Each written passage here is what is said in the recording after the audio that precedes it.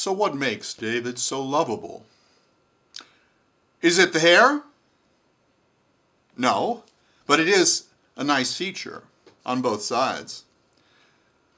For one thing, David is vulnerable. You can't really think of him as a man. He has a very boyish quality to him. I mean, think of it this way. He recently made a video in which what he was doing was he was cooking some potatoes, green beans and shit, and singing. Now, I can't imagine Clint Eastwood doing that, either as a character or the actor himself.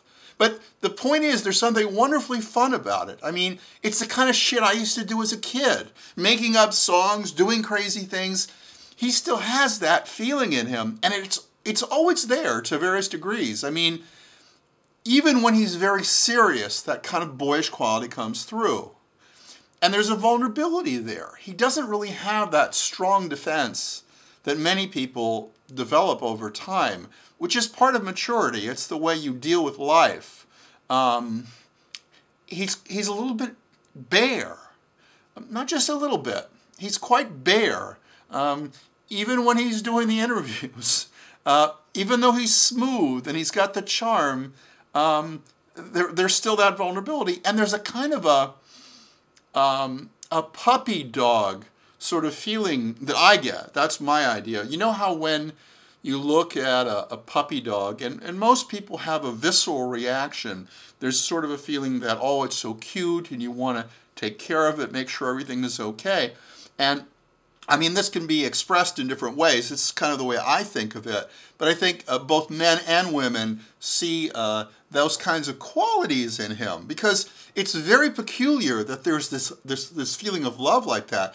I mean, I don't have that feeling for very many people, including people that are very good people, that are ethical, moral, and reliable people. Because that ethical, moral, whatever, I have been drinking, those types of things, okay, are divorced from that love thing. You can fall in love with somebody across a room by how she looks or something, but you can also fall in love with somebody by the way they move, their mannerisms and stuff, and he engenders that in men and women.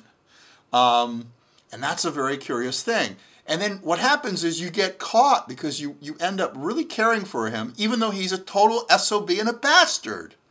And then you think, well, I can say something to him so I can help him, I can change him. But he's like a spring that always bounces back. And no matter what you do, you never get to the elastic limit where the metal deforms and doesn't return. It always returns.